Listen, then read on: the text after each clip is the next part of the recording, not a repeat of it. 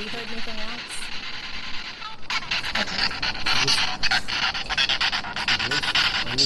Yeah. You ready? Have you heard anything else? Okay. Yeah. You ready? Have you heard me? Hello there. I am so glad you're here tonight. I am Kat Hobson, the host of Paranormal Experienced, and that's what you're listening to. We are going to be having so much fun tonight. You know, I'm getting ready to go up to Eureka Springs, Arkansas for a really, really fantastic conference. It's the Ozark UFO Conference, and it was the first conference I ever went to. And y'all have been hearing speakers from this year's event, and you're going to do that again tonight, because this is somebody I have to tell you, I've had so much fun. The one time that I've gotten to hang out with Deb, she's got a history. We didn't know each other before I ran into her at the UFO Congress in Phoenix, and we kind of hit it off, and we were hanging out backstage. It was so much fun. And Linda Leslie walked over with these teaspoons, long spoons, and said, "Here, we're going to bend spoons." And the rest will come up in the show. But it was my first time to even think about trying something like that. And I'm pretty sure it was Deb's too. But y'all are going to love her. But first of all, she was a central figure, the character Kathie Davis, and Budd Hopkins' bestseller Intruders, The Incredible Visitations at Copley Woods. And in 1992, the book was made into a movie. It's a miniseries of the same name.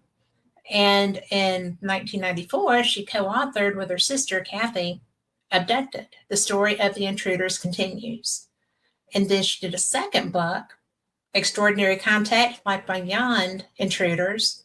And that one is available online at most online booksellers, including Amazon. She's a former Indiana MUFON investigator. She co-founded her own paranormal group, A Woman After My Own Heart.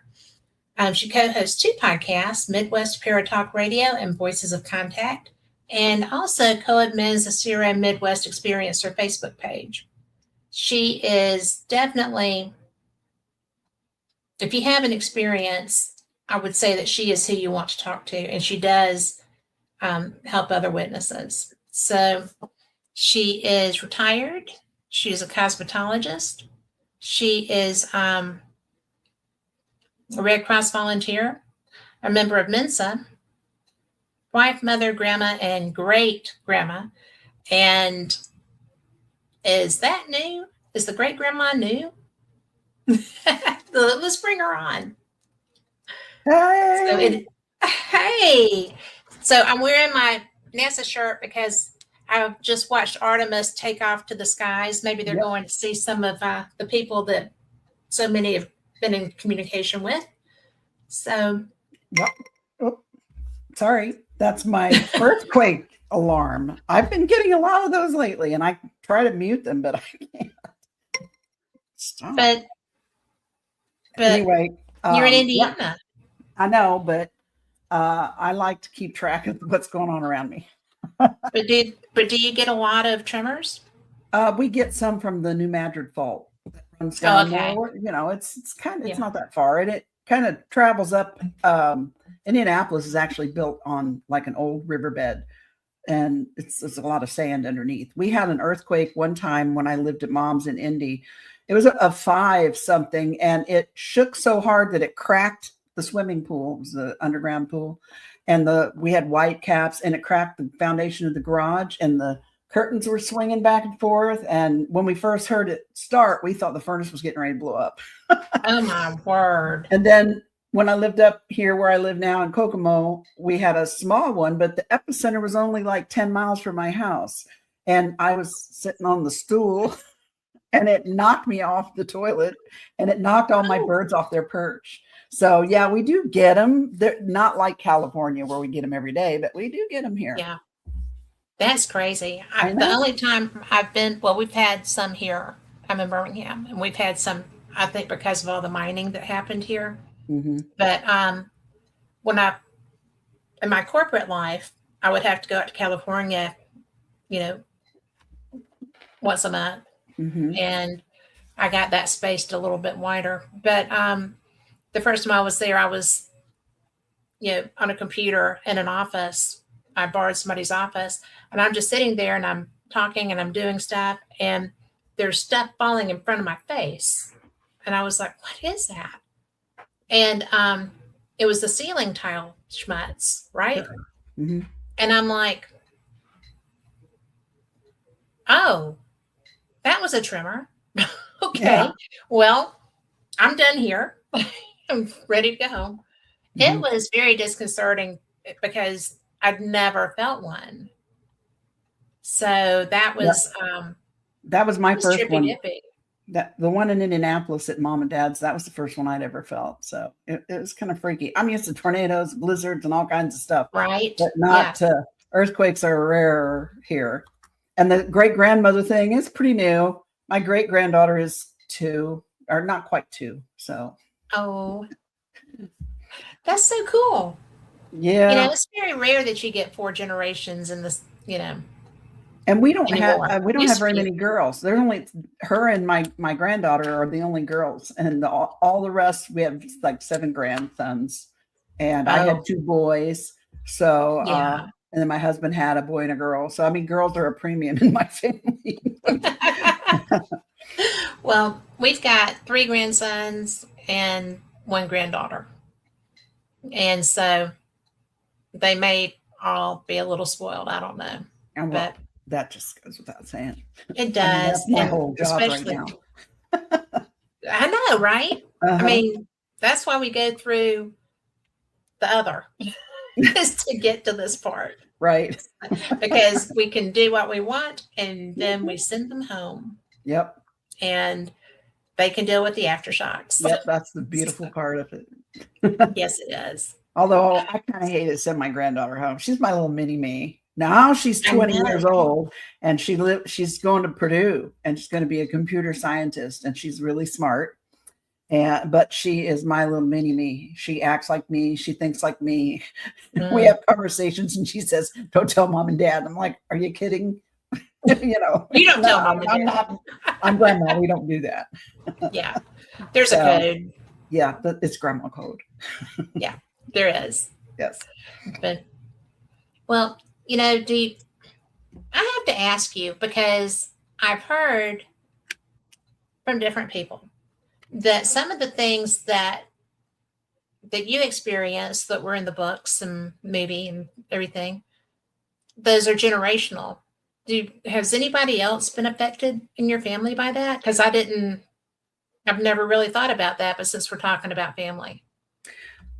I didn't know it for the longest time until Budd actually started to come out and interview the family when he was starting the investigation after the June 3083 thing that he wrote about in Intruders. Anyway, but my mom apparently had something happen to her when she was a younger, like a kid, maybe 7 or so, that I didn't even know about. And she started telling him about it. And it was the only time that I think she ever really said anything about anything like that in her life. Oh, wow. And then of course, my sister, she's 11 years older than me, but she had something. Now, my other sister who's younger and my brother who's younger, they don't think they've had anything like me and Kathie have, but they have had paranormal things happen to them. I don't know. For me, that seems all to be connected somehow. And I think it is connected. Yeah. And my father, he's never specifically said anything, but my grandma used to say my dad was psychic, and weird things happened around him, that he was born with a veil over his face, which I didn't know what that meant for years, but I guess it meant his, sack was intact or something. Right. But that old wives' tale that may mean you're going to be psychic, and he was, I will tell you that. But, And then my granddaughter, like I said, she's almost 20, and she's never really talked about it. And we don't talk about it, her and I. I've never had a conversation with her about it. I'm pretty sure at her age now, she knows most everything. But when she was probably 3 or 4, she went through a little spell where she had what they call night terrors and scream and bloody murder. And she told her father that the aliens were trying to come through her window and take her. And, when my kids were little and all this was going on at mom and dad's house, we tried very hard not to talk about it within earshot of them, around them, for 2 reasons. Number one, we didn't want to scare them. And number two, if sometime in the future that they did have things they wanted to explore, we didn't want to like contaminate their subconscious with stuff, but mostly I just didn't want them to be scared. Sure. And so we had a rule kind of like that. We didn't talk about it around the kids. Of course, when they get a little older and they're sneaky, especially boys, we tried to be more careful, but little ears are around. But anyway, I had that. Robbie asked me when Emma was born they didn't want anything like that being talked about around her. And at that point, things were going to be on TV that we didn't have to deal with back in the 80s. But now there's stuff on TV. So I was very cautious every time she came to spend the night, which was practically every weekend. And I'd see a commercial come on TV or something that even was remotely like that, I would change the channel really quick, So when this came up, my son called me and he was really mad at me. And he's like, what did you guys tell her? I'm like, we didn't tell her anything. And I was devastated for multiple reasons, not only because he was angry at me for something I didn't do or have control over, but also what was my granddaughter dealing with? She's just a kid, like 4 or 5 years old. And he said, well, she can't come over to your house anymore for a while until we get this under control. I'm like, okay, I completely understand, but it broke my heart. So it was several months, got her calmed down and everything. And he, bless his heart, I love my son. He got her a radio, got her a nightlight, got her special curtains. He even made anti-alien go away spray out of a bottle of Glade air freshener. He put a label on it. We had his little ritual he did with her every night, and she finally calmed down and it stopped, and it never happened again. And then she eventually, came back, and he realized that we didn't have anything to do with it. Because my son, both my kids were traumatized by it when they were little. And my oldest son, he won't even talk about it. And, I asked him one time, I said, hey, can you make it? He does 3D printing. I said, could you 3D print me an alien head of the sculpture that I made years ago? And he's like, no. So, yeah, it scared the hell out of them when they were little. And they still, especially my older son, still hasn't really, he doesn't want to have anything to do with it or talk about it. But so fast forward, like my granddaughter's 14 or 15 now. She's at my house hanging out, spending the weekend. We're watching TV, and Ancient Aliens commercial comes on across the TV. So I instinctively grab the remote and I'm going to change the channel, right away. And then I thought, wait a minute, she probably hears more at high school. Probably watches it. She probably sees it. She's in high school.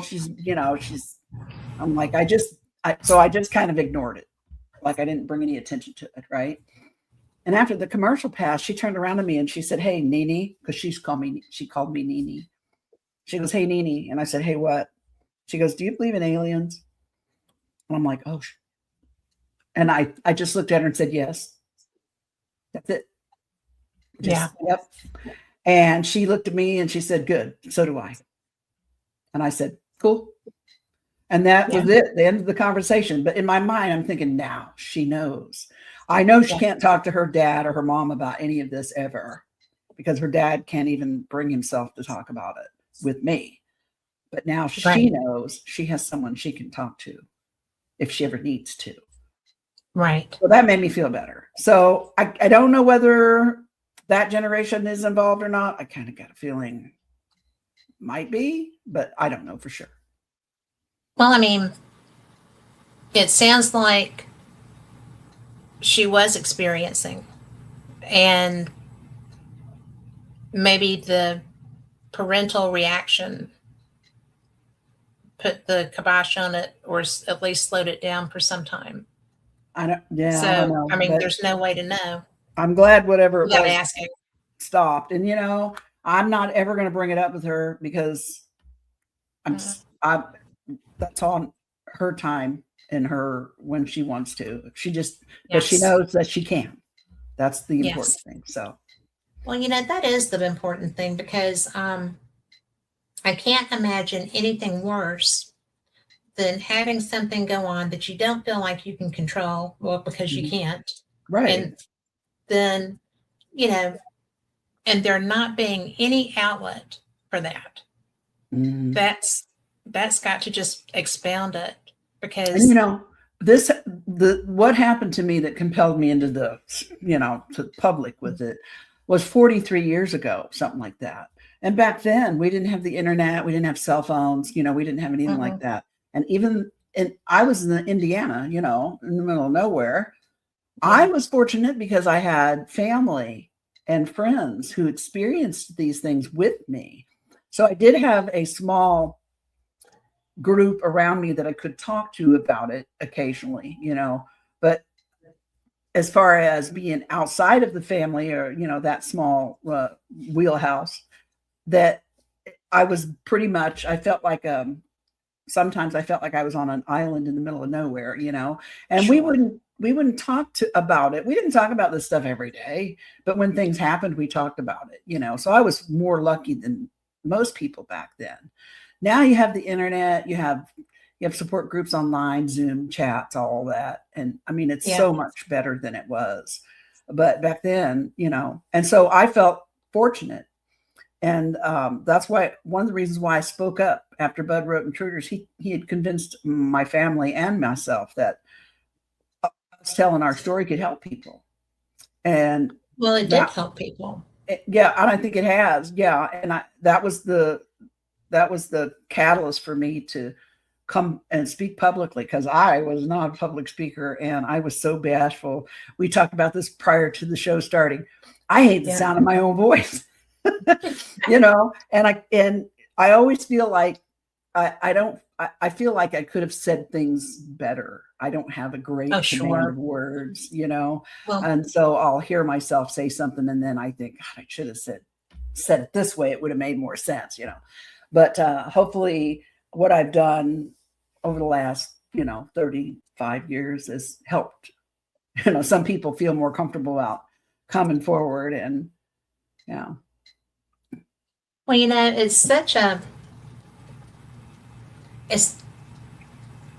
were talking about Nancy. There's so much, and she had a very unusual experience from my understanding as a rule. And because there's very few times that, and I think we talked about this the last time we talked, that she was allowed to visit with her child and stuff. And, so I think that, I don't think she's crazy. People saw the craft around where she lived and stuff. It wasn't like that kind of thing. Mm-hmm. But she didn't really have support. And that's, I think, I agree with you. The way that so many different organizations have experiencer groups, and I was unaware of, at Ozark, almost everyone there is an experiencer. They are. That's why they go there, mm-hmm. But because it is such a personal, small group, relatively speaking, it's a fantastic conference because of that. And although they would probably rather me say everybody has to go now, because you would really love that. But I feel that way about it. It's the best one going. Absolutely. Until I got to where was I?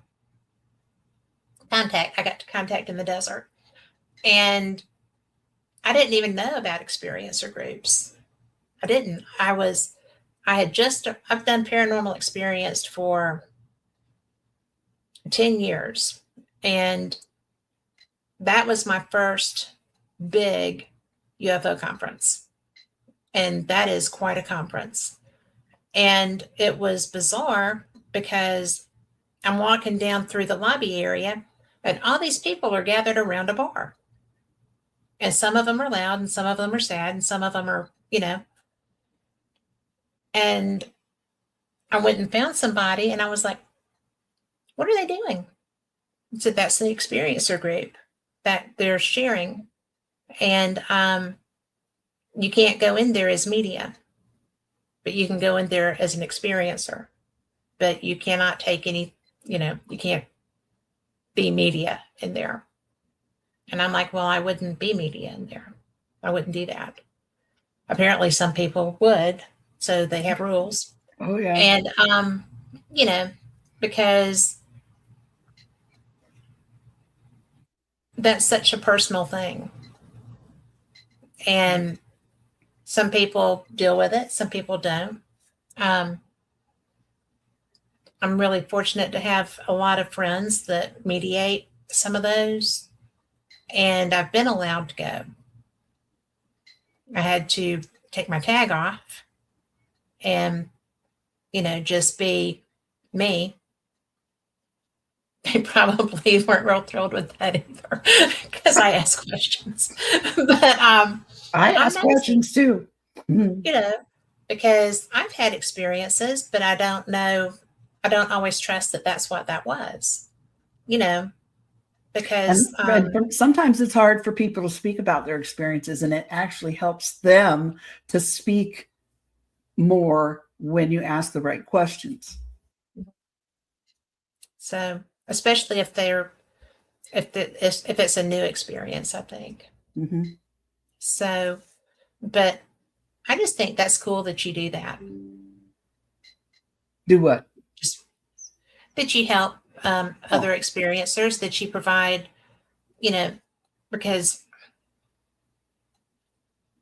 I just think that you even do a Facebook page for that. I mean, it's a private Facebook page, CERO, the group CERO that Yvonne Smith started out in California. Mm-hmm. They got like a little Midwest part. I don't know, Yvonne, poor Yvonne, I kind of glommed onto her, especially after Budd passed away. I actually met her through Budd. And, she's a few years older than me, but not much. But I kind of looked up to her. And she's really nice. She's a super nice lady and very, she does a lot for experiencers. And then I didn't see her for a long time. And then I got asked to go to Brazil and speak in Brazil. And it just so happened that she was also there. And I was terrified because I went to this strange country that I couldn't speak the language all by myself, which I was proud of myself that I did that because I'm a wuss. But I don't think you're a wuss.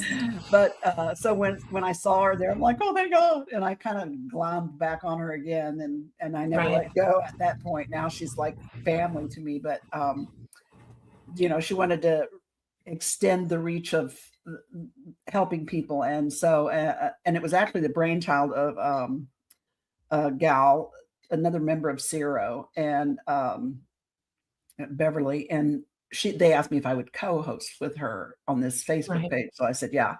And it's been fun. It's private. You have to have an invitation there, but we keep it private for the protection of the people there so that people can share their stories with no judgment. And we don't let people come in that are like farming for guests for their podcasts and things like that. Not you, I mean, but like a lot of people would. They do that, and they don't really care about the actual people involved or their stories. And we care about them. Yeah. We want them to know that we hear them. Well, you are them.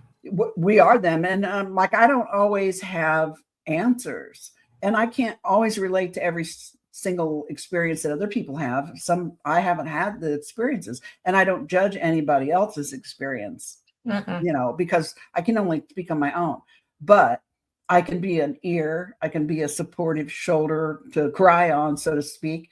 I'm a safe place that you can tell your story and not have to worry about me judging you or anybody else. Just get it out. Sometimes just getting it out, hearing it come out of your mouth can change It your whole alleviates some perspective of the on mystery. things. Yeah, it or the changes your whole, terror, or and you the can recognize things or figure things out you might not have been able to do if you'd have kept it all inside. So that's one of the things I like. Well, and I'm also I participate with the John Mack Institute, has a monthly Zoom meeting for experiencers, and I often participate in that as well. I don't share a lot of times, but I find it fascinating, and I try to like lend, you know, if I have things that I've experienced that can help confirm, you know, what other people are talking about, I try to lend that, you know, and just be a supportive person in that group as well. And you know, when I first met Budd, the first time I went to New York, long ago, one of the first things that he did was he hooked me up with what he called his buddy system. He did that before I even got to New York. He introduced me to a gal who was a few years older than me, who had had some time to deal with what she'd been dealing with and was doing well. And she kind of took me under her wing, and we talked on the phone. And she always told me, anytime you feel afraid or you think something's going on, call me. I don't care what time it is, day or night, 24/7, you know. Wow. And all the buddies did this for each other. And then when I got to New York, I was fortunate enough to be there during one of his, he actually conducted like group sessions in his studio apartment of experiencers who just wanted to get together and share their experiences and, you know, fellowship and everything. People would come in and we would talk about the things that we'd seen and what we knew and what had happened to us. And then, you know, we'd eat and have coffee and whatever. I met Whitley Strieber there. That's where I met Whitley. I met Linda Howe there. I met so many people there at his the group sessions that he had there. Some people I still talk to this day, you know, and it's been 35 years, you know. And when we meet each other again, it's almost like we may not talk for 10 years, but as soon as we see each other, it's like we were just together yesterday. We don't skip a beat. It's like we're all connected somehow. And it's a wonderful thing. And, well, you are all connected. I mean, it's great. So I want everybody to experience that if they can. Yeah, it helps so much. Well, I'll tell you, Whitley is he's an interesting person. I did a workshop that he did at Contact, and it was probably the best workshop I've ever participated in. And I, you know, afterward I was talking to him, and it was so weird because it was a at the end he was like, if you've had experiences, well, just sit back and visualize it and meditate on it and see if you can see who you interacted with. And it was so weird because I had not ever tried to do that. And the person that I did interact with looked nothing like the cover of Contact. And what came to me in that meditation was that type of alien. And I was just kind of like, why is that there? You know? And so when I was starting to leave, I said, that was a really great workshop. And I appreciate, you know, you taking the time to do this, because it was at the end of the conference. And I said, but I've got to tell you that as far as I know, I have never interacted with what you experienced. That's not, you know, who was there. And I said, so I'm a little bit concerned and curious about why that's who came through my meditation. He's like, well, then you have met them. And I said, well, okay. I just figured it's because I knew the cover of your book, but okay. You know, I mean, because projection. Yeah, well. But he was like, well, with what we did, he said, almost everybody who comes to these events has had experiences that they may not remember. Mm-hmm. And that's the alien that they see the most. And because it's fairly reptilian, you know, it was very, well, I think it is reptilian. And I was just kind of like, I think I would have remembered that. I mean, you know, so I find it interesting that the subconscious can be manipulated. And hi, Raymond and chat. But, you know, it's just so odd to me that that's a fact. Well, I can tell you that the human mind, I mean, I speak for my own human mind. I've had traumatic experiences in my life that have nothing to do with paranormal or UFO related stuff or non-human intelligence. And in one particular instance, you know, I witnessed somebody die, and my mind went blank for probably 3 months. I didn't remember hearing the gunshot or anything, even though there was no way I could not hear it. Right. But then one day I woke up, I was almost half asleep. I was in that mid state before you're not really asleep, but you're not really awake. And actually that's pretty much what hypnosis is, in that super relaxed state, right before you slip off into la la land. And right at that point, I heard and I shot straight up in bed, and my eyes were open, and I saw the whole thing play out in like a TV screen on my wall. And I remembered, but it took about 3 months. And I talked to my psychologist about it when, you know, because obviously I was going through therapy, and he explained to me that sometimes your mind can protect you from things that it's not ready to deal with. But once, you know, it feels something inside of you feels like you're ready to be able to deal with it, it'll come. That's why I've had regression a few times, but not very many. It's always been with Budd, except one time it was Dr. Clamar. That's the psychiatrist that I first met in New York that he introduced me to, who was also the woman that he trained under.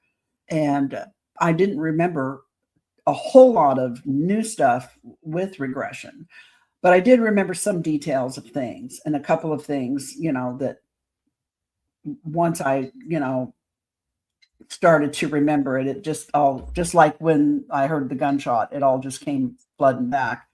But there's still maybe, like, for instance, just the June 3083 incident, I still only remember about 15 minutes of, we figure I was missing for about an hour and 15 minutes. And I only remember about maybe 10 or 15 minutes of that to this day.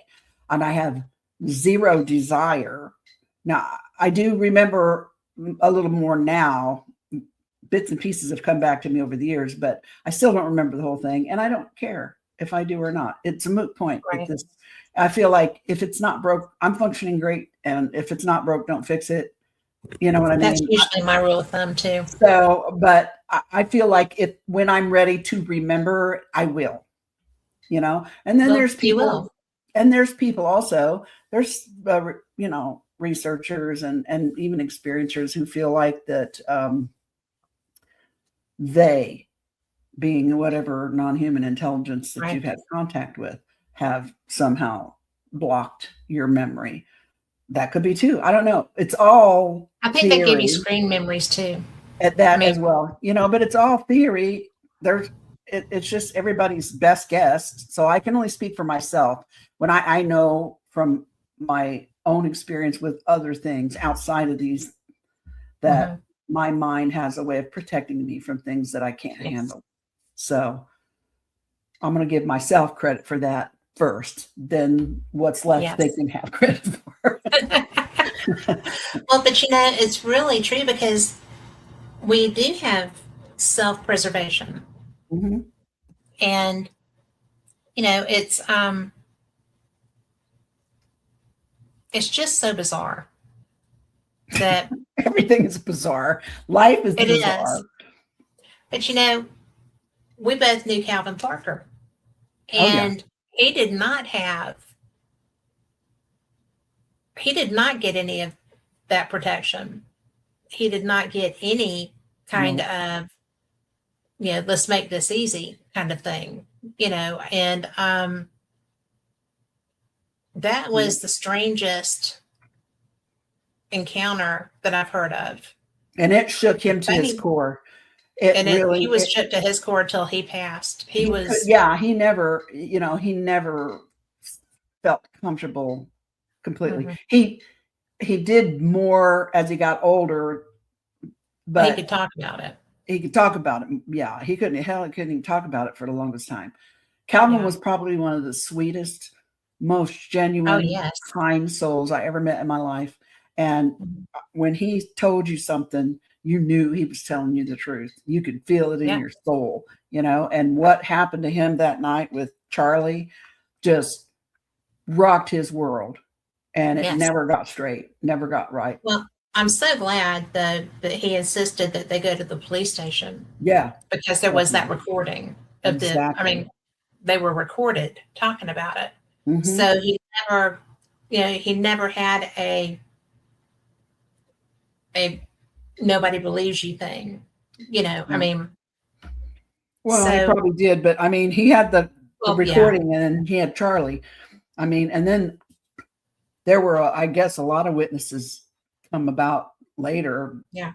Well, there were, because even now, because I was speaking at a conference in Orange Beach, Alabama, and I talked about Charlie Calvin's case.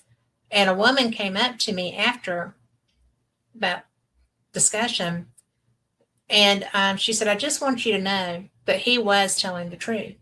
I was like, well, I never doubted that. I mean, I said, but how do you know? She said, because I saw that. It was like a blue egg. Mm-hmm. And I saw that land, and it was right on the river, and he was telling the truth. I was like, well, I'm glad that you did, because, I believed him, but I'm sure that so many people might not have. There are a lot of people that saw that. I mean, that was not happening in a void. And it was right down by where they build the stuff. Yeah, I think a lot of people saw it, Yeah. Well, there were two other witnesses that were just not far from them. Mm-hmm. A couple Spoonham, Sparker, whatever. And, they experienced that too. They saw one of the creatures. Mm-hmm. So they swam past them. That, to me, I mean, there was so much validation of that case. And he so much wished that it had never happened to him. Yeah, he did. It changed his life in a lot of ways. Well, it made him fearful, and I don't think he was fearful before that. He probably was not. I didn't know him before that happened. So, but from what he said, it didn't strike me as, because he was only 17. Like he was always bashful, though. I mean, he was just a bashful, sweet guy. Yeah. And when we were in Phoenix, we had lunch together a lot because, I think he was comfortable because we sounded like each other. We were probably the only 3 Southerners in that whole room. But, yeah. And Waynette, I still just love Waynette. So there's some good people. Mm-hmm. So, and every so often I'll be doing something else. Well, they're good. I mean, yeah. But I have found in this realm that people tend to be. I mean, my first ufologist that I ever interviewed was Stan Friedman. Mm-hmm. And I mean, I had just started paranormal experience, but I didn't have a whole lot of, knowledge about booking guests or anything. So I just called him, and I got his phone number, and I called him. I left a voicemail, and he called me back, and I answered on my watch. And he said, this is Stanton Friedman, and somebody has called me from this number. And I was like, I'm going to have to call you back. You know, I've got to go. So I had to get to a phone. I called him. I told him why. But, you know, he was one of the nicest people I've ever known. And if I had a question, he explained whatever I was, you know, pondering. And he turned out to be a good friend. And that's what I have found with the majority of people that I've talked to in this field, because I have a genuine curiosity, because I do know that this is real. And I don't know why people try to ridicule people that have experiences, and it really ticks me off too. But I try to give a platform. And, you know, he never discounted any of this stuff. And when I first started talking to him, because he was kind of gruff sounding, he wasn't gruff, but he was gruff sounding. And so I was at first kind of intimidated by him. And then I found out how kind he was. And he just became one of my heroes. And in fact, I interviewed him the Wednesday night before he passed away. And he was going to the doctor because he didn't feel good. And so he only wanted to do an hour. And I was like, that's okay. I'll line somebody else up for the second one. It doesn't matter. And so then when we got to the end of the hour, he's like, you know, I think I might could just stay on. I was like, well, you have a doctor's appointment because you don't feel good. And I have somebody coming on. It's okay. And so I wish so much now that I had just brought my friend on and, you know, done that other hour, but I don't think he was really up for it. And then, you know, Chase called me to tell me that he had died. And that was so. Didn't he pass away in an airport going to a conference or something? You know, well, he died doing what he loved to do, because he loves to go and speak on these things. He was, I probably heard a dozen of his talks over the years. I sat in and listened to him, and I met him a few times and, you know, got some pictures with him. He's a nice guy. I figured Kathie Martin and him were like two peas in a pod. And I know what a kind person I figured Stan had to be a good guy for Kathie to be friends with him and work with him the way she did for so long. So and that was such a good working relationship. It really was. Yeah. I mean, they accomplished so much. Mm-hmm. And they wrote some great books. Yes, they did. And you know, it was so funny because I actually went 2 years ago, I think, 2 trips back to Vegas, because when David plays poker, I go and explore things. And I actually took a Area 51 tour. Oh, neat. And I was just kind of, oh, please, it's just that touristy thing. I mean, you don't see anything but the white track that runs up to the hill. But, you know, it was, the tour guide was good. He made it a lot of fun. And we got to go to Green Lake, and we, you know, all the stuff that I love about the desert, I got to see. And we went to the little alien. So, you know, that was fun to get the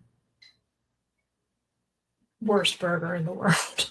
So, you know, it was just like, it wasn't a bad burger. I just don't do bread. So, you know, it was just the meat. But it was so interesting because you can go and do stuff like that, but they have a bookstore. And they did not have any of Stanton's books. And I complained about that. And so they were like, well, I said, he was the original, you know, civilian investigator of this event. And why aren't there books by him here? They had one of Kathie's. So I figured probably they were sold out and the girl didn't know anything about it. But I was just like, you need to have Stanton Friedman's books in here, because he is who put this place on the map. So there you go. So I'll probably never be allowed back in there, but that's okay. So, but you know, he just instilled such interest in so many things.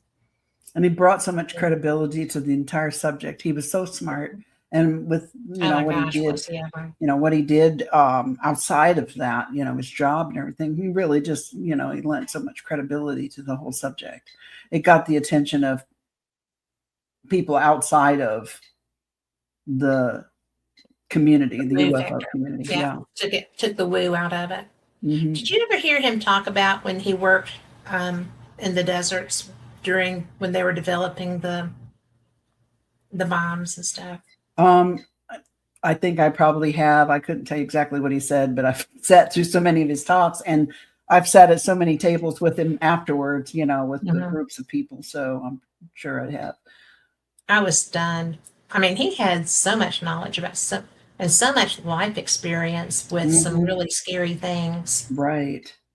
But, well, speaking of which, really scary things, I think that your experiences were kind of scary. But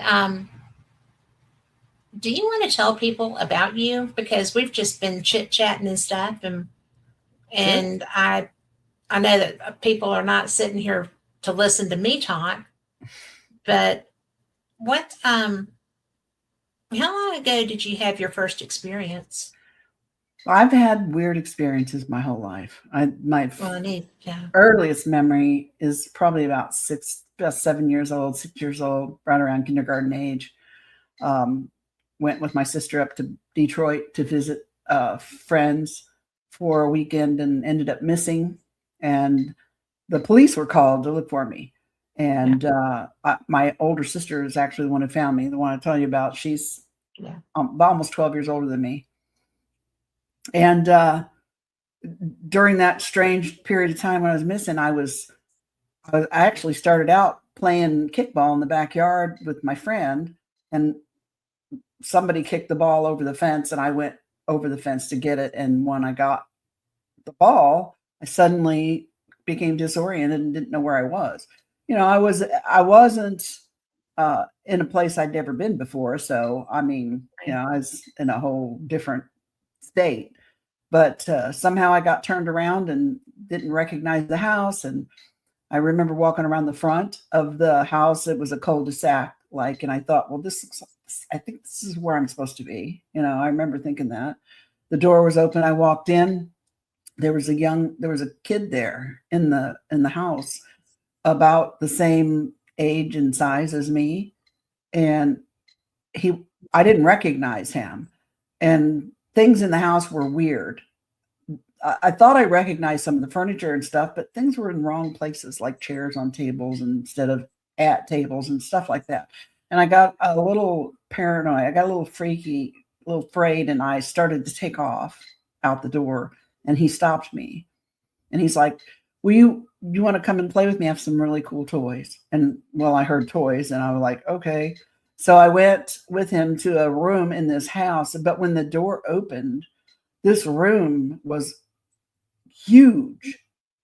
I mean, just really huge. And I was just a little kid, and I just remember thinking, wow, this is big. And there were no lights or anything in it, but it was all bright white. And I saw some red lights on the wall. The center of the floor was sunk down a little bit, like almost like sunken living room from the 70s. You remember those? And you could step down and sit on them. And at some point, I was sitting on the ledge in this sunken area, and he hands me his toy thing that it reminded me of something we used to make when I was a kid out of shoeboxes. Where you just cut a hole and run some strings across them, and then make your own little guitar. Mm-hmm. And this thing was sitting across my lap and my legs. And he told me to pluck the strings. Well, I did, and something hurt me. And I got afraid, and I jumped up and I tried to run out the door. And when I got out the playroom door back into the house part to the front door, he was suddenly in front of me, and he says, "You don't leave yet." And at the same time, who I thought was his mother came from behind me in some other room. and came storming out. And she says, "Who is this girl? She does not belong here. She needs to leave right now." And the second she said that, it was like someone shoved me out the door. But I don't remember seeing anybody touch me. It just felt like I was just, some force just shoved me out the door.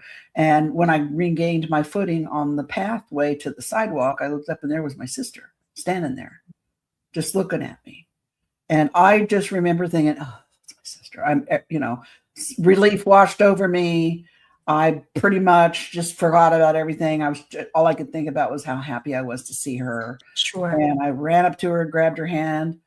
I don't recall having any conversation with her whatsoever, and she doesn't recall having any conversation with me, but she does remember finding me at that house.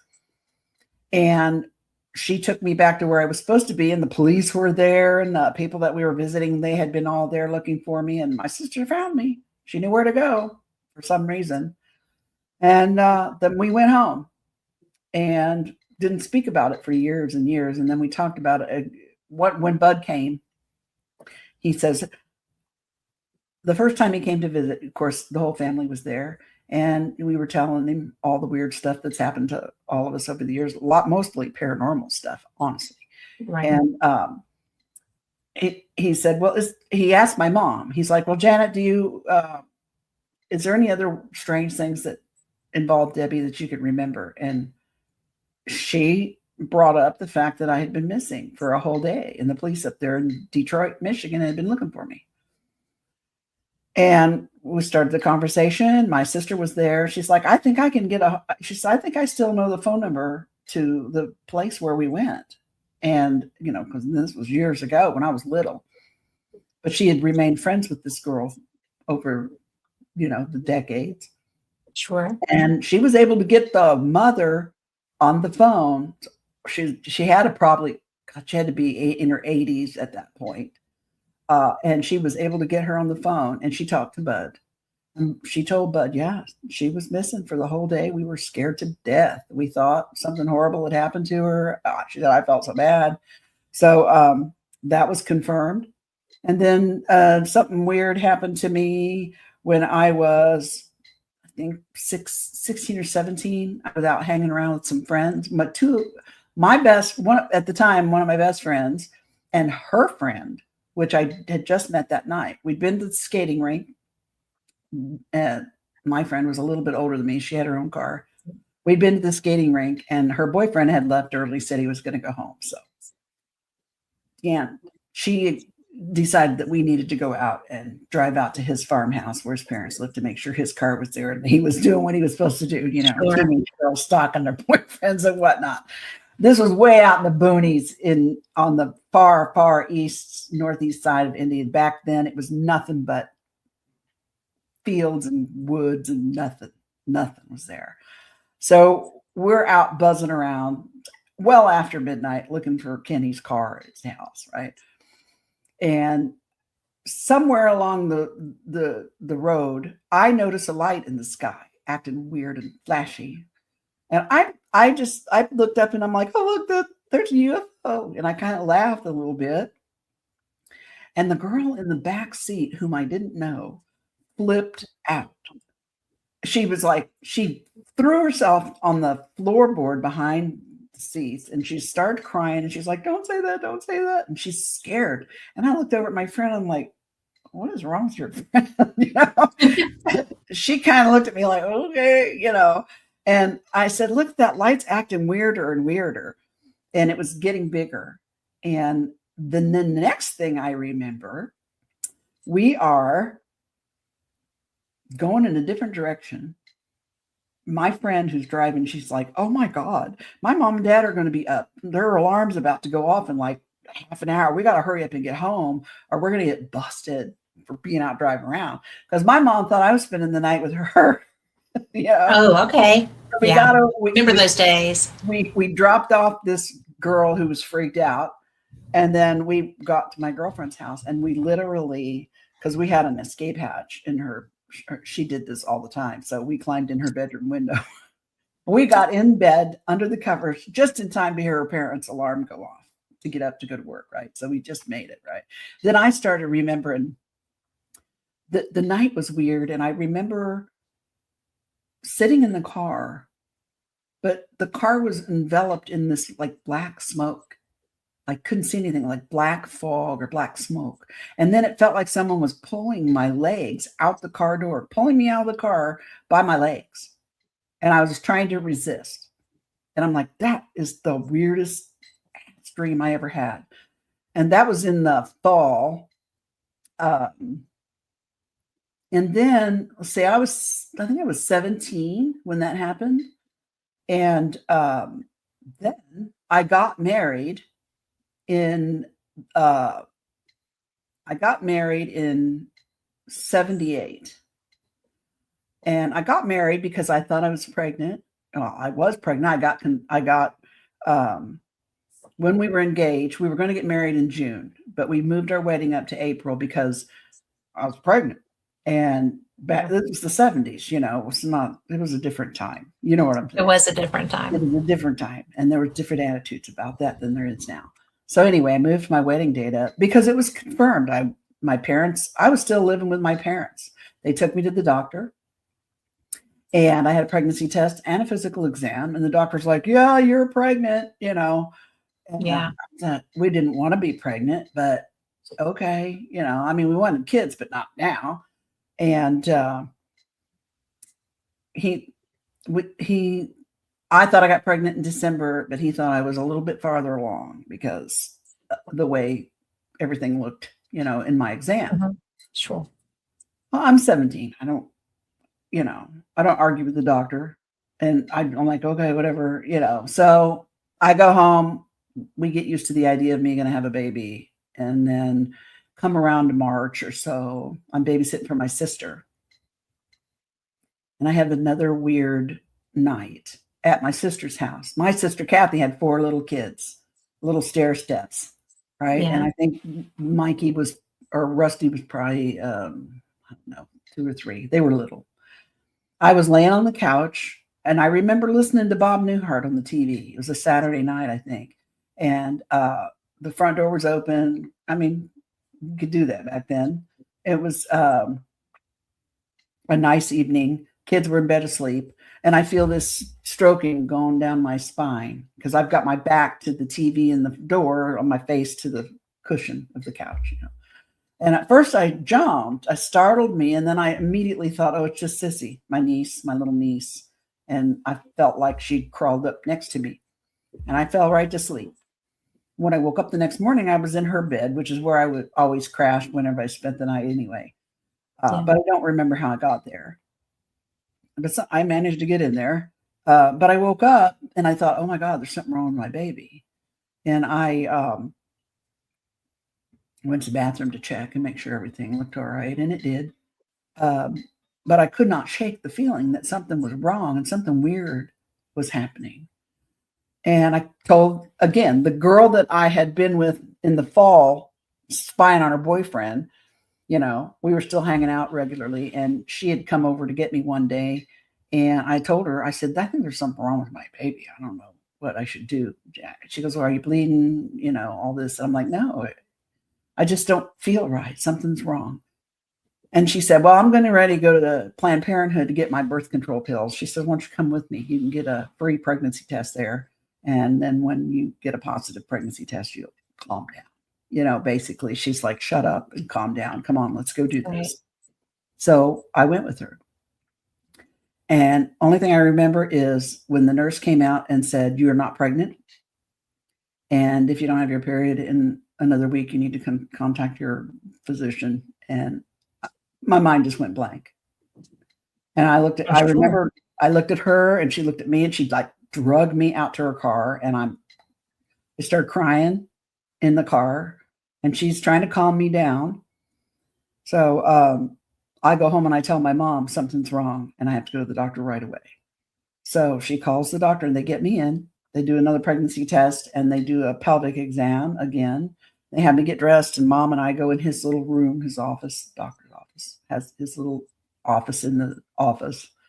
Right. And he says, you're not pregnant. And I'm like, how can I not be pregnant? I've been pregnant for the last 2.5 months, almost 3 months. And he says, we see this sometimes, especially in young women. And I remember my mom saying, well, does she need a DNC? I mean, we didn't see anything. And he said, no, she doesn't. Everything looks completely normal.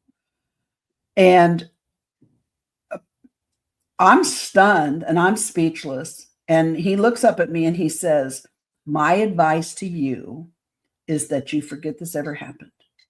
You're young and you'll have other opportunities and you'll have plenty of children. You'll have as many children as you want. There's nothing wrong with you. You're healthy.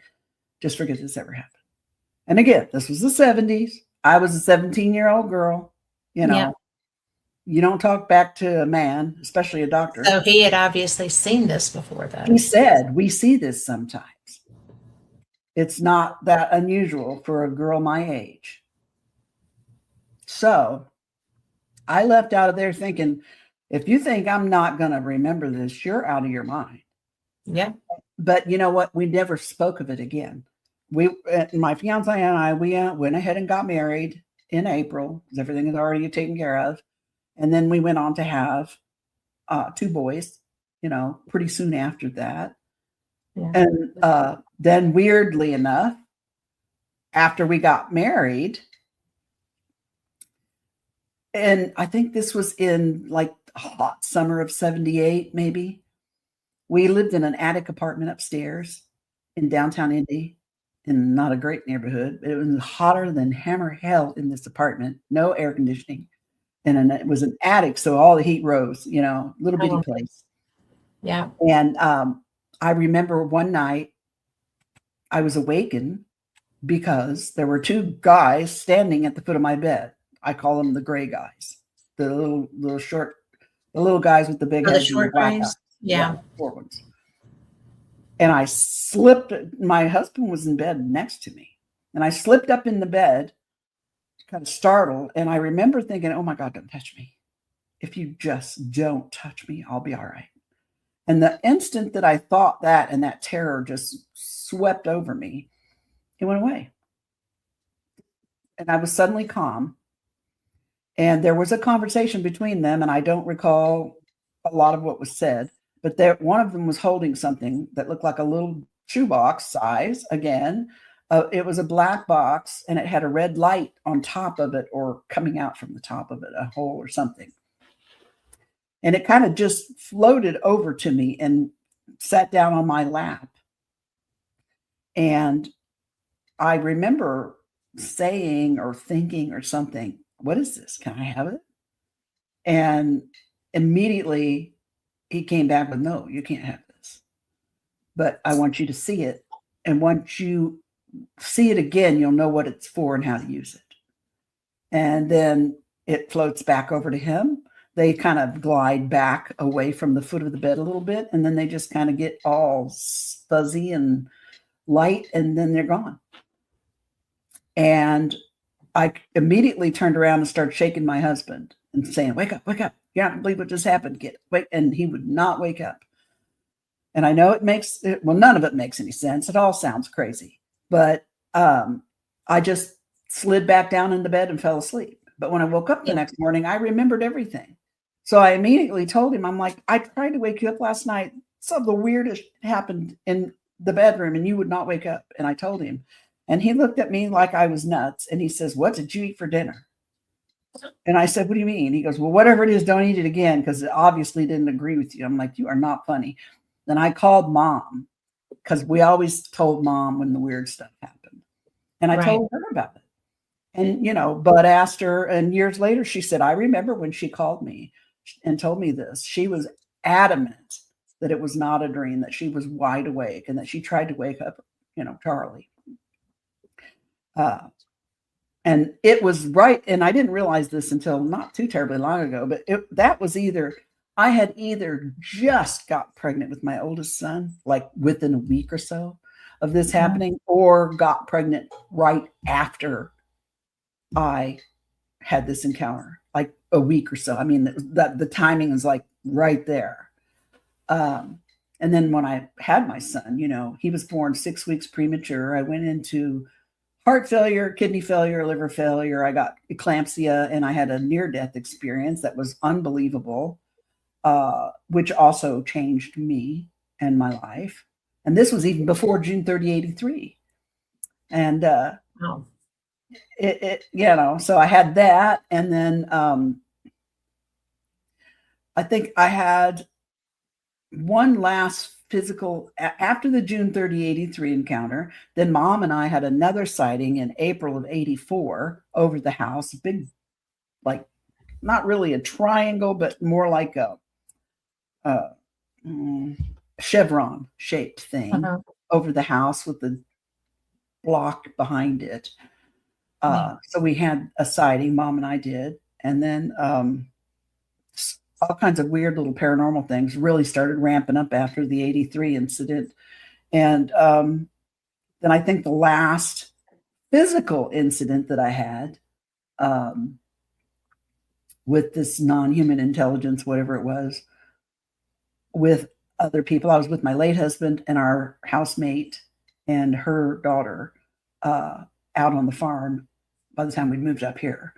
And we witnessed something walk down the road toward us. And he tried to record it on the video camera, but 18 minutes of the videotape, when the little timer thing on the videotape, it jumped 18 minutes.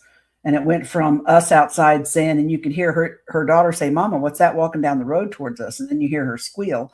And then it jumps 18 minutes forward on the tape, and you can hear him trying to record the cows moving and carrying on the barn next to the house. And just, it was a weird night. And that happened like I had just had a complete hysterectomy. And that was the last time I had any kind of real physical light contact like that. But from that point on, I mean, I was already in the process of losing my fear. And early on, after the June 30, 83 incident, someone had told me something that fear, I needed to get control of my fear because fear would only slow the process, whatever that means. And I had been working on that. Things in me had started changing. After the June 30, 83 incident that was written about in Intruders, something in me started changing. I always say that night, it's like part of me died and a new part of me got born. I started to see things differently and see people differently. I started to discover I had ability to sense things, and it got stronger. And I started seeing images. I could be driving down the street, but I'd get this image, this flash, or hear a phrase or a thought or an idea, and I'd have to write it down before, and then it would leave me alone and I'd be fine. And it would wake me up in the middle of the night sometimes, and I'd have to write. Were you agitated until you did that? Yeah, I couldn't focus on anything else but that until I wrote it down. Once I got it out of here and put it somewhere where it wouldn't be lost, I could go on about my business. Yeah. So, and that went on for a long time. And it was things like light can be used for healing and moving things, transportation, and even nutrition, just weird stuff, And the images that I drew, I kept seeing them on a black wall, like granite, shiny, cold, hard, black wall somewhere, and they were like carved into it. I could put my finger in it and feel it, these shapes and almost hieroglyph-like things. One of the drawings that I did of something I saw on a wall ended up to be the Wi-Fi signal shape, like 25 years later. Oh my gosh. Weird. How weird is that? And then there are other things that I drew. There were a couple of things that I saw that ended up in crops in England back in the late 90s, early 2000s. Yeah. Same exact thing. But I wasn't the only person doing this. I was just the only person that was dumb enough to tell everybody I was doing it, because I was like, I can't believe this. But I found out that I was only one of many, And so anyway, a lot of weird things started happening. Like I said, I started paranormal stuff started ramping up. I started getting interested in paranormal stuff. I recorded my first EVP like 30 years ago, and that was it. I was done. It was so amazing, and it just changed. Again, it changed the whole direction of the way my brain was working. This EVP was an old man's voice, and he said, "Are the spirits listening?" And then the little voice behind it sounded like a kid, said, "Can I listen too?" And I looked up at my nephew, and I'm like, "Oh, we're the spirits somewhere else. Somebody's listening to us." And it was like, bam, that was it. I was done. That's pretty cool. Because an EVP got me the first time too, because there wasn't anybody there.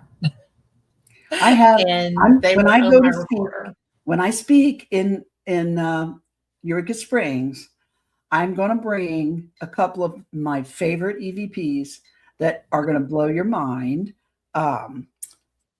When you think about paranormal TV shows and they show those EVPs where you got to kind of, you got to kind of guess what it says or whatever. Not these. I throw those away. This sounded like a woman was sitting next to me and she leaned into the microphone to say what she said. And and I've got video. I was actually sitting right here where I'm at now, getting ready to do a podcast with Greg. So back when we were still doing the paranormal, we were doing the Midwest Paratalk, kind of on hiatus right now, but Greg's going to be with me. He's coming with me to Eureka Springs. Cool. So you get to meet him. But I'm sitting here getting ready to do a podcast, and I didn't have my camera on. I wasn't recording, but the camera was on. I was getting everything set up, and I happened to look up, and I saw this little ball of light. Whoop, went like this and back behind my head, and I scrambled, and I said, "Hey, I wasn't recording. You need to come back and do that again so I can record it." And you see me scrambling, pulling my mic up, getting my camera. It came back, and it did exactly the same thing it did the first time. And I said, "Oh, thank you." I said, "Who's here with me?" And I was so excited. I sound like an idiot on this tape. But then I said, "I'm going to push my luck and see, will you come back one more time?" And it didn't come back, but my ring light, my old ring light, got real bright and flared really bright. I mean, you could see it all over my face. And then it went down, and I'm like, okay. And then I said, "That was so cool." And when I said that's so cool, the ring light flared up again. Just like I was saying, yeah, wasn't that cool? Check this out, right? Yeah. That never happened before and has never happened since.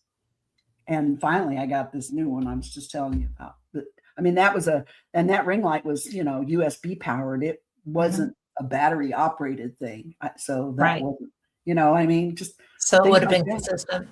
So I'm going to share stuff like that. I'm going to share some of the lucid dreams that I've had recently and some of the things that make me think that, I maybe even go somewhere when I go to sleep, and that there's life all around us that I feel like our brains aren't made to receive everything that's around us. So we can't perceive it. It's like, and I think of us, we're like tube type radios in Adobe digital surround sound world.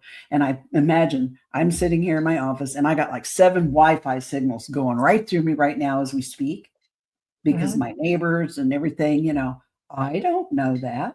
I can't see them. You know why? Because I'm not a router or a computer or a cell phone. I'm not wired to pick any of that up. So therefore, I don't know that. I don't even know it's there unless I have one of these, Sure.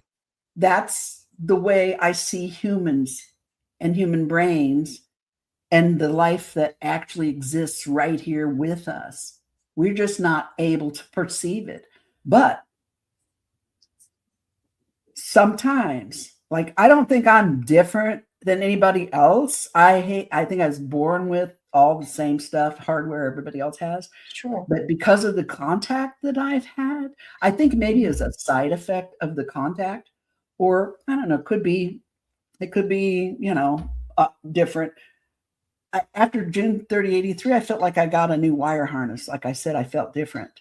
And I began to perceive things around me that I didn't even know was there. An upgrade, as it were. Yeah. And I think a lot of that, I think it happens to a lot of people like me. Yes. But a lot of people are probably just afraid to tell anybody. And I'm like, I don't care anymore. I ain't got nothing to lose. And if I'm crazy, oh well, this is what I'm seeing. This is what I'm noticing. But they shouldn't be afraid to bring that out. But and it's nothing to be afraid I live in the South. I think we're made for this. We are made for this. Yeah. And I think that when you start having the perception, because like you're talking about using a recorder, I quit using devices to get EVPs. I like them because I can hear when it's happening.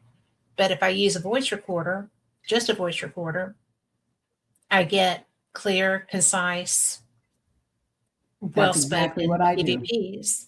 I don't use any of that other stuff. Just my H1 recorder. Mm-hmm. And they call me the antenna. Yeah. My paranormal groups, they call me the antenna because my recorder gets the best EVPs. Yes. And I've got an H4 that I have such a struggle trying to run that thing. But should have got my H1. Yeah, very easy. But I use a Sony and I use just the small ones, like the dictation kind. Yeah. And I get, what Carl plays some of my EVPs right there. And that's excellent because Carl said that we got great EVP on our show with no equipment. Greg and I used to, whenever we recorded podcasts, a lot of times in the intro, afterwards, when he played back, he'd hear EVPs in the intro to our podcast. That's crazy. Right? It's exciting. To me, it's exciting. There's a whole world out here going on right around us all, people. And to me, that's just so dimensions. Exciting. I mean, it's dimensions. Absolutely. We live in a dimensional world. And I feel like the contact that I've had with NHI that people, and I even thought were, aliens flying from another galaxy or whatever. I don't feel that anymore. I mean, they're definitely aliens and they're non-human intelligence, but I don't think they got in a spaceship and flew all the way across the galaxy to come here. They sidestepped here from one space to another.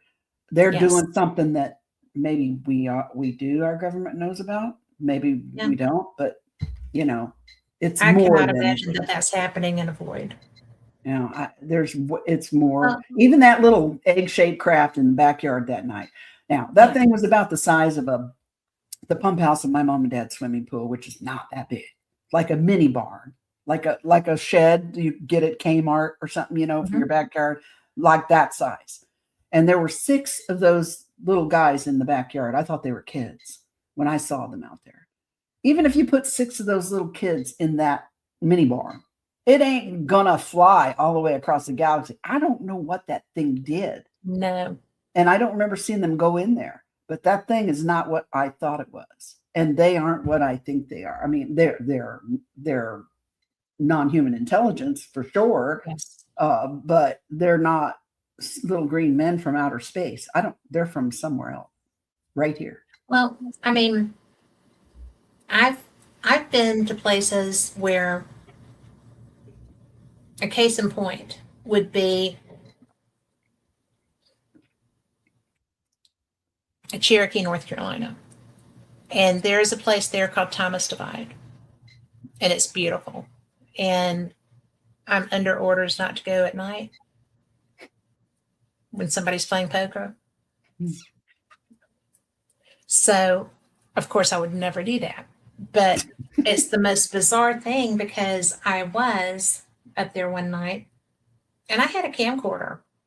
And I was just like, fooling with it. And these lights, and David got me a topographical map. We've got survey maps. We've got everything. And there's not anything that should be creating this. There are houses over there, but I mean, they're hardworking people. You know, they go to bed, they go to work. Yeah. But I was out there one night and I had my camcorder going, and it was so aggravating. And I've been filming them and it glitched. And so I've got they're on the other side of the divide, right? That's like miles across the road, across one mountain to the next.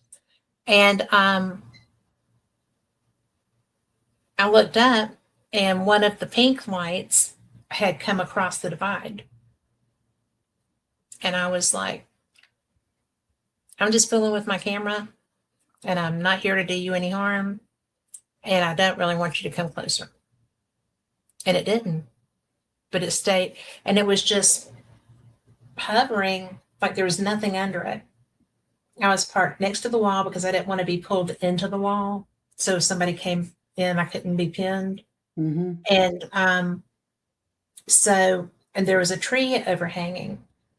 And I was just kind of like, you know, it wasn't quite completely dark when I went out there because they come out, they start as it starts to get dark. There's not a certain time, there's not a certain place on the mountain across from you where that they just come different times, and there's kind of an orangey light and a pink light. Right. And they're just pretty. And it doesn't happen all the time. Mm-hmm. And, I've been there in the summer. I've been there in the winter. They've been there both times. Both seasons. And so I think that those are something. It's just the most bizarre thing. And David's like, you cannot go up there by yourself. You cannot. I said, well, then you're going to have to quit playing poker at a certain time of night. Your choice. So, but I never get out of the car because I was driving up there one night and I saw a boar with like 13 baby boars. Those suckers can eat you. So I don't fool with boars. We had a pig farm across the street from me for a while, and then we had one of the mamas got loose. And so my husband had to get his big boots on and try to wrangle her down. And they're mean. They are mean. These big hogs that he had were mean. I wouldn't even go outside. So I don't. I mean, and a wild boar with a litter. No, I do not get out. Your car, drive away. Yes, I never got out of my car after that. But it was, those are, I feel like I researched every way for that to be environmental, right? If there's not enough consistency in any of that for it to be just environmental. And it's like the Brown Mountain lights, I mean,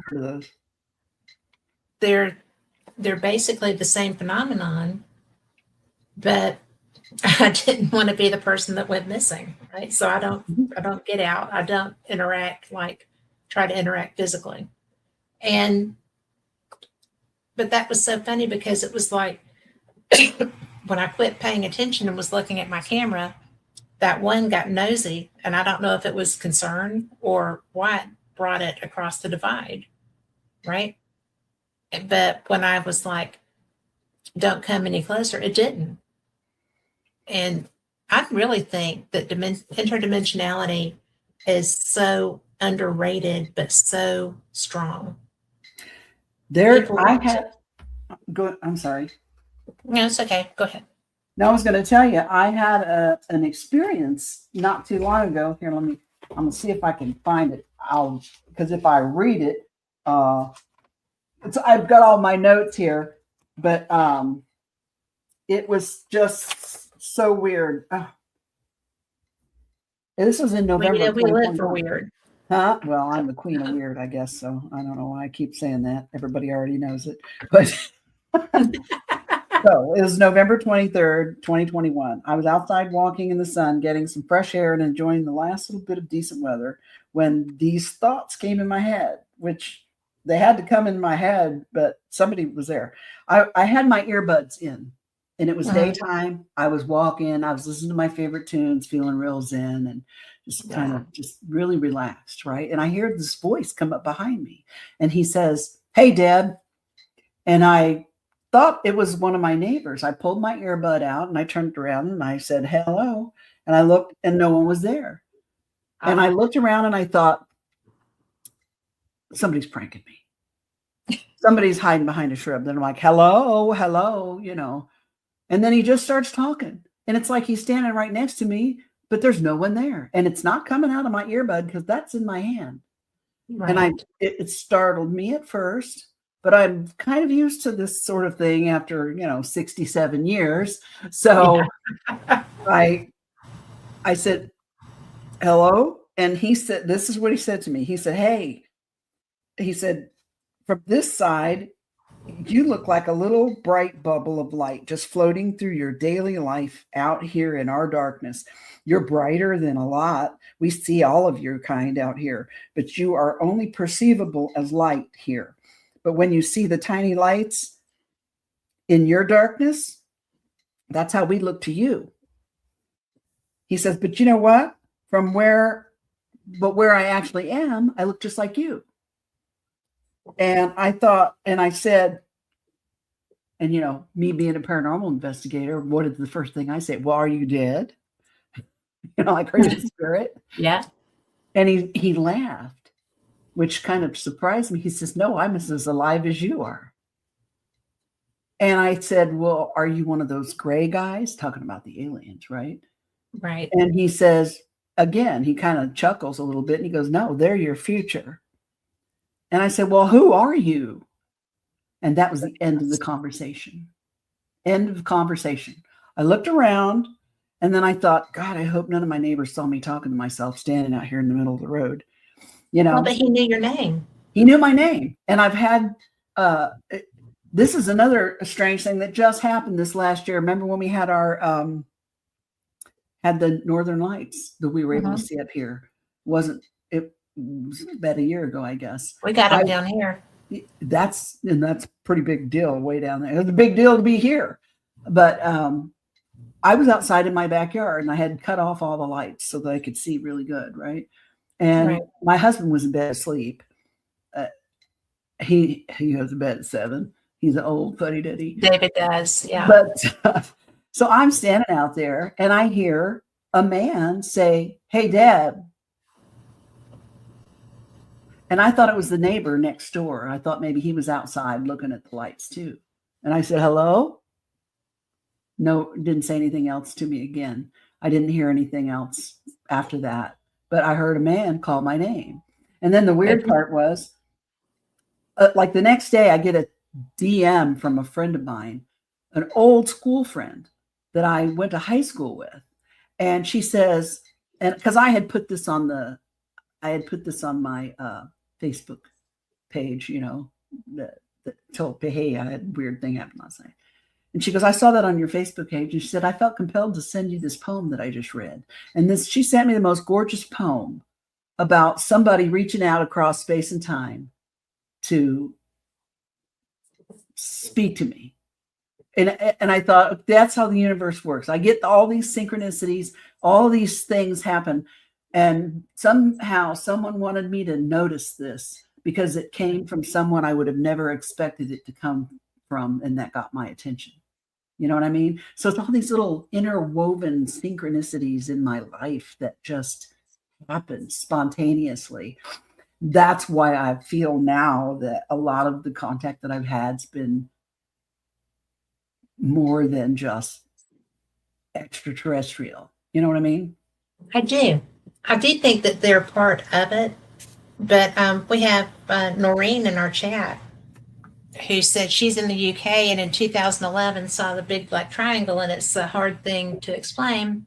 But I did feel I had been seen and something was aware of me. And her instinct was to drop to the floor and press herself up against the wall out of sight, which confused me as I hadn't been scared, but instinct took over her body. So, you know, maybe that's pretty intense. Mm-hmm. I did not hide from the craft that came behind my house, but I was laying in a hammock, just chilling out, talking to my daughter on the phone. So I feel you, Noreen. You know, it's disconcerting when you see that. But mine wasn't a triangle. Mine was like a pie plate that was in a cloud, like a green cloud. It was the weirdest thing I've ever seen. But I think I'm a bit desensitized at this point in my life because it's been going on for 60 years that I can remember. That was the closest one had been to me, because it was like almost eye level with me, just going between, and it wasn't big because it went between two houses. So, I do remember being a kid, and we were at the parking lot of the Holy Spirit Catholic Church. It was getting ready to have their fall fest or their 4th of July festival.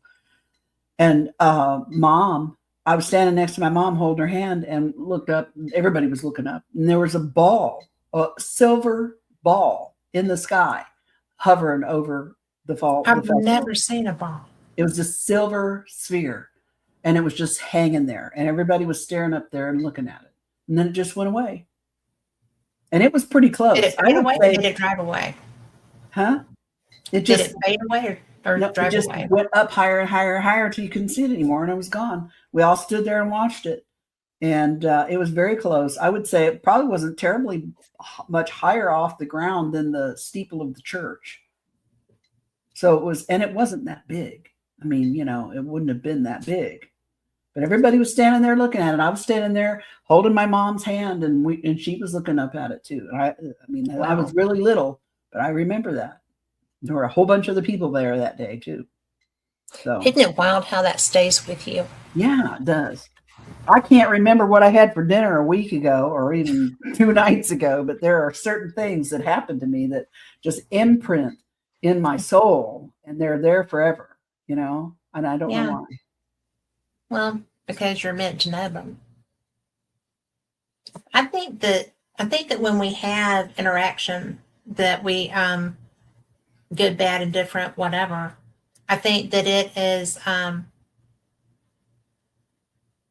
it's prepping. And I know that it sounds crazy, but I do think that it is, somebody has to be calm when stuff starts happening. If stuff starts happening. I've already had my existential crisis, my ontological shock. I've gotten over it. So maybe I can help other people to get over theirs. I don't know. That's what I think too. I mean, it's you know, there's just so much. There's so much that we don't comprehend. There's stuff that, like, 2 people can be standing in a room and one of them have an experience and the other has nothing, right? Yep. So it's just, I don't understand that. Is it frequency that one person is tuned to that the other's not picking up? Or is it, you know, Noreen, will you put in what part of the UK you're in, please? I'm just nosy. But, you know, there's, and like, is it we're wired to different, a different frequency from each other? But then again, I can feel my friends, you know, I recognize their energy when they're around. So in here, I can do that too. Yeah.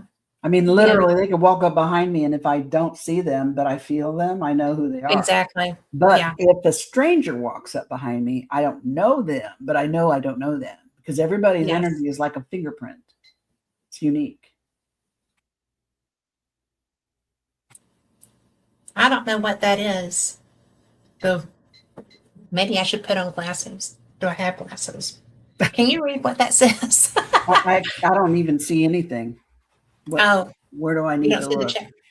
It's in the chat room, but it looks like under comments on your right. Oh, I see it now. I'm sorry, you guys. I didn't even know there was a chat room here this whole time. I've been running my mouth and I didn't even know. I'm crazy. That's okay. But is that WIRR? WIRRAL. The world? I don't know. Where is that, Lauren? What It's country across is the that? water from Liverpool. Oh, okay. But I'm hoping to get down into England the next time I go. So I always go to Scotland because my best friend only wants to go to Scotland. So I finally had to put my foot down last time and say, we're going to another part of Scotland. I want to see other things, you know. I got to go to England once and I absolutely loved it. I want to go back someday. I would love to go to England. I have a friend that lives down in I want to live there. Someone adopt me. Well, she lives in Broadstairs by the Sea in Kent, which is where the Channel train leaves to go into France. Mm-hmm. And I mean, it's their last stop in England before they go under. But she's like, you've been to the UK 3 times and you have never come to my house. I said, I'm with people that won't leave Scotland. I won't come to your house when I come by myself. So, and David's like, you're not going by yourself. But I have a friend that travels with me, so that works out pretty good. There's a group of us that go to Scotland and go ghost hunting because I'm a paranormal investigator.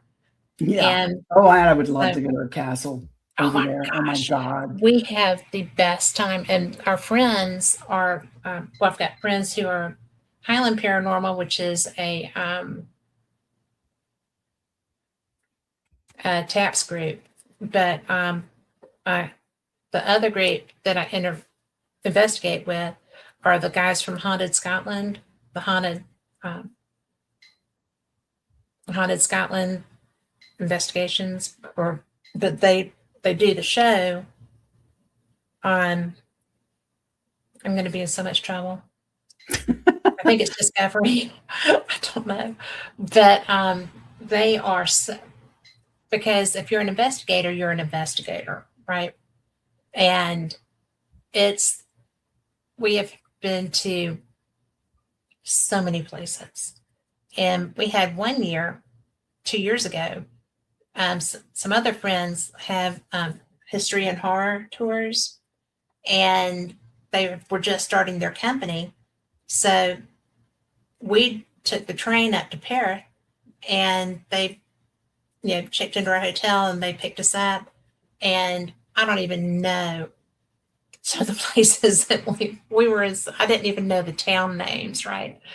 But I was taking pictures out of my bedroom window of the hotel signs so that I would know where we were. They took us to so many places, but we, Castle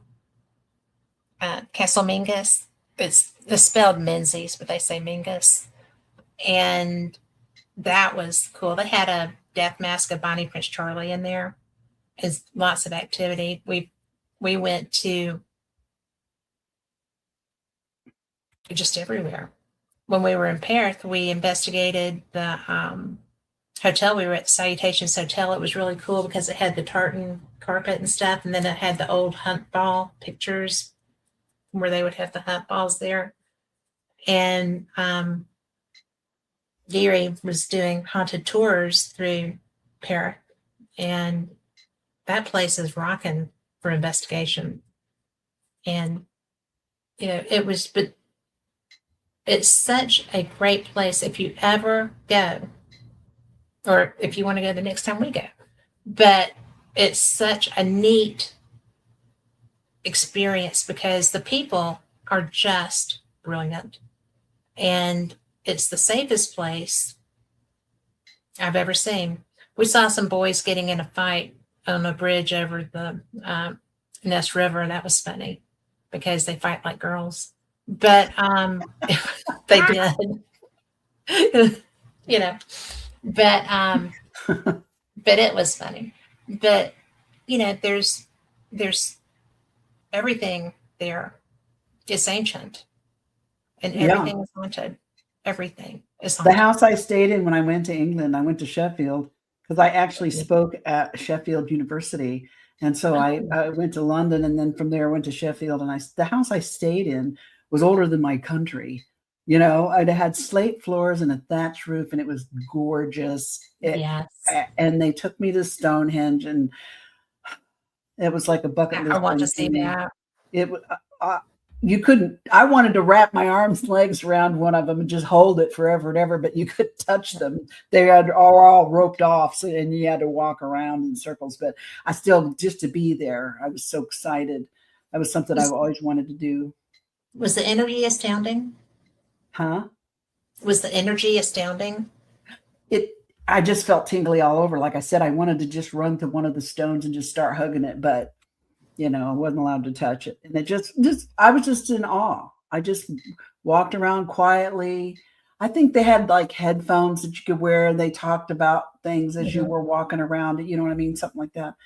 Yeah. And I bought a little souvenir at the stand by the parking lot. So I wanted to see a crop circle. And when we went there was still some of that stuff going on. I still probably get some every now and then, but I think, and my feeling with those is that I felt like, at least nowadays, I think people are doing it. But I gotta wonder. It started that way, though. I don't think it started that way, and you gotta wonder who's putting these designs in their head to begin with. You know what I'm saying? I mean, that's what I thought about. There are certain old school, like OG, some of the early ones, that when I see, I feel some type of way. I can't describe it. Just does something to my body. I have this physical response that I can't even control when I see them. But it's only a couple of them. Some of them are clearly just, y'all need to don't lose your day job because you suck at making crop circles. They're awful and raggedy looking. I make better crop circles with my lawnmower on accident, you know. I do know. I'm just saying. So Marie said that she lives across the water from Liverpool. There's a lot of UFO activity in Wales, and they can see part of Wales from where she lives. And she's been fortunate to have had a few different experiences that she's tried to debunk, and they remain unexplained to her to date. So that's pretty fun. And see, I'm a debunker. I'm probably the biggest. My biggest skeptic is me, because anytime something weird happens, and it's so easy to fall into that rabbit hole of just blaming it all on weird stuff, and I don't want to be that one. And I'd rather research it. The natural curious part of me really wants to know. So I will dig, and I will figure out. That's why I was one of the best investigators that Indiana MUFON had for the longest time, because I would dig. And 99% of the time I could find the prosaic explanation for things. And that's the way I've always tried to do my own things. And then, you know, as a paranormal investigator, I've kind of handled it the same way. But, you know, and sometimes I might come off as acting like somebody that doesn't believe in any of it, but that couldn't be farther from the truth. Yeah. True. I mean, once you have your own experiences, you are put that going tube, you can't put that toothpaste back in the tube. No, you're done. You're cooked. But I do try to find, you know, logical explanations. You know, the incident that I had at the old Paulding jail in Paulding, Ohio, right across from Fort Wayne Airport, right across the state line. I was doing a live show from inside the jail, and I did something pretty provocative, but acted like I was innocent. They know, but these cast iron doors just started slamming and banging and being so, you know, but they weren't moving. And it feels like things are stomping around. I feel like I'm hearing this. And then my producer at the time said, I'm hearing this. It's coming through. I'll let you know, because he could hear them talking. And he said, I'll let you know when you need to move. And it wasn't just a couple of minutes later that he said, okay, you need to pick your laptop up and get out of there. And I was like, what? No. He was like, you need to get out of there. you know. So I've been at a lot of paranormal investigations with a bunch of young kids. And when something actually happened, they all run and scream and carry on. And I'm like, go home. Yeah, you don't need to be here. No, go home, because, you know, yeah, I'm running towards the sound and they're all knocking me over to get away. It's like, why are you here? Go home. You know? Well, he was hearing verbiage that I wasn't. And I'm like, if they can, but they're not physically moving those doors. Those doors are not budging. It's just the sound of them slamming, you know, and the sound of the stomping and stuff. And it was, that's the one that got me on TV. So I was like, so that was, and it was the most terrible TV appearance anybody's ever had. No kidding. It was horrible. I never tell people where I was on that. But I had a hole in my shirt and I didn't know it. Nobody told me. I was just like my friends would do that to me. I know, right? I'm like, why didn't you say something? But it was just crazy. But it was that's the most haunted place I've ever investigated. And I live right by Sloss Furnace. So, which is also very active. And they've turned it into a museum now, and the new person over it's always been a museum. But they're like, oh, well, we don't allow paranormal investigation. I'm like, why? Whatever. I mean, maybe you should dance with the one that brought you, because if it wasn't for the paranormal community, this would not still be here. Right. And, she didn't like that. Oh, well. That's okay. It needed to be said. But, she wasn't going to let me investigate anyway. So I just bought a tour. And I went and did the self-tour. And it was a good day. And so whenever somebody's like in town and they're like, can we go to Sloss? I said, well, not officially. Hey, Lori. And it's just really, it's such a great location. What did you hear? Who, me? When? You look like you heard something just then. I have my bank of security cameras. The monitor is right next to me. And somebody pulled up in front of my house, and now they've shut their lights off and they're just sitting there. So I've kind of got one eyeball on this. Like, what are you doing? It's 10 o'clock at night here, almost. Yeah. So I got my eyeball, I always got my head on 360 swivel. That's how survivors roll. So I just got my eyes peeled. Everything's locked up. Sorry about that. I got no worries. No worries. But Lori in chat is my bestie that we go over. She comes, we've been three years in a row. And she said the standing stones were really amazing. And when we were there, she didn't know about energy circles, like tree circles and stone circles and stuff. So we went to, I can't remember the name of them, but they're an Outlander thing with stones that they, But it was so interesting because the energy there wasn't what I expected. Are they still there? They're just sitting there. Yeah. Maybe they don't know you're up. So I don't know who you are. I don't know. Yeah. Life is weird. Life is weird. But so we were in Dunkeld, and they had beautiful tree circles, and she was having something. Oh, she had something wrong with her. Was that where you had something wrong with your shoulder and I fixed it? But when I went to fix her, the muscles, and I just, flowed, and she was like, whoa. And I was like, it's fixing it, right? She said, that's so strong. And I'm like, oh, I'll dial that back a little bit because you never know. I don't know. And so I was like, you need to, no, it wasn't Stonehenge. It was up in Scotland. And it's the,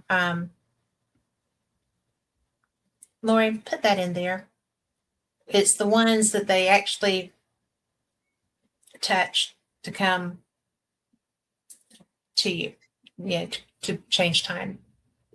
But I was so amazed with the energy there, and that she was, she didn't know. So I showed her when we were in Dunkeld, it was by the river, it was such pretty trees and so many circles. So when we got up to the stones, she was like, oh, look, there's tree circles and I'm like, yes, there are. Mm-hmm. You know what to do with them. So, it's amazing the places that you can find to heal, and you don't even know they're there. But that was a whole different topic. Jump on you. Sorry. That's all right. It was interesting. I was interested. I love all that kind of stuff. I love energy. I'm an energy worker, and it's cool. It's all around us, and it's all a part of us. And I mean, that's one of the things I said earlier. I was trying to practice my skills and hone my skills, and I want to be able to control some of the things I can do. You mentioned earlier about the spoons bending and all that jazz. I'm bringing some. I came home and I was practicing it, and I was getting really good at it. I mean, I've got some that are like triple and quadruple twisted, and I made so many of them that I made myself a mobile with all my spoons. Oh, how cool. And it's really cute. I still have mine. I still have my spoon. My husband trips out on it when he sees it. And the funny thing is, my hands, I have arthritis. I have to get my husband to open a bottle of water for me. Sometimes I have to use both hands to open the door. I had to buy these little things to stick on them. I've had surgeries on my hands. I've had 5 or 6. And yet when I go to do this, as soon as that starts feeling hot and I start twisting, and it gets hotter as I twist, it gets hotter to the point where when I've got like a quadruple twist in the spoon, it's hot to touch. Yeah. It's really hot. And then when it cools off, you will never bend it back. Dave tried to bend him back and straighten him up. And he's like, how the hell did you do this? I'm like, I don't know. They just do. I just do. He goes, you can't even open a bottle of water, but you can do that. I'm like, when I was a kid, I would melt the lid off the water. Yeah. When I was a teenager, I was 15 years old, and I will never forget this because my sister Kathie said something to Budd on the phone, and I actually have the recording of her talking to him. And she said, Debbie has powers that I don't understand, but if she could ever learn how to control these things, she'd be something. She told that to Budd, and I had no idea that she thought that. But when I was 15, and she was older than me, she was 11 years older, she decided that we were going to refinish Mom's kitchen cabinets for Mom and Dad's anniversary present. So we were going to take all the brass handles off and clean them real good and polish them. And then Kathie was going to refinish the cabinet faces and make it like a new kitchen, for Mom for their anniversary. So my job, I had the crappy job of sitting in the stone driveway with the scrub brush and a 5-gallon bucket and a bottle and some soapy and to clean all these. And my parents smoked. So, there was nicotine. Oh, so much. Yeah. And I was not a happy girl. I was pissed. And I was mad at my sister for making me do it because you did not tell her no. And she was like the second mom, the boss, the queen of the place, right? And so I'm out there just cussing her like a sailor, scrubbing these things. I got my hands in this bucket of water, so I can't see what I'm doing. I just know I put a brass handle in my hand and scrub it with this brush and get all this cigarette smoke and gross off of it. She comes out to check on me and see what I'm doing. And so we dumped the bucket out. I said, I think I got them all clean. I don't know. I didn't really care. We dumped the bucket out and hosed them off. And about half of them were so twisted that we couldn't use them. We couldn't make the holes. They were so bent and twisted that we couldn't make the holes go back in to the cabinet. So my sister ended up having to buy a whole new set of poles, which made her mad. Yeah. She was yelling at me because I did this and we were trying to bend them back, and they're brass, solid brass. They weren't going anywhere. I don't know how I did that, but I guess I did. Anger. Because you were angry. And she told Budd about, my powers and if I learned how to control them. And I'm like, good God, if I learn how to control this sort of thing, I could be dangerous. Rule the world. I could be dangerous. So anyway, I've been messing here lately. Probably last year, I've been messing around with kinetic energy where you move things. Yeah. And I've had some minor success. I need to practice more. I don't spend enough time. But like the spinning wheel and things like that, I've been able to actually get them to move, even with the glass dome over them. So I know, and I wear a mask and all this stuff when I didn't have the dome. I mean, I've been working on stuff like that, trying to cultivate that. For some reason, something keeps pushing me. Remote viewing, something I've been fascinated with. And I've been doing, but I'm not very good at it. I'm not very good at it. I don't think I'm very good at it. I have a couple friends that are remote viewers that say that I have promising, that I do pretty good, but I need to practice. I just need to get my head focused. My problem is my brain is thinking like 4 things at once. And I can't even really meditate worth a damn because I can't quiet down my brain. Let me tell you, I thought I had Alzheimer's, and we're going to have to go, but I just want relevant to that. I thought I had Alzheimer's, got tested, have adult, postmenopausal ADHD. My brain is always very disoriented, and it's just crazy. I got treated for that, and my focus, I could probably do it now. So that was something, because if you start noticing that, because it's a collagen loss thing, that's all it is, and it creates that ADHD. I did not know that. How about that? But those stones are the clavicairns, because they are, they're it's grave sites basically, and people are buried in them.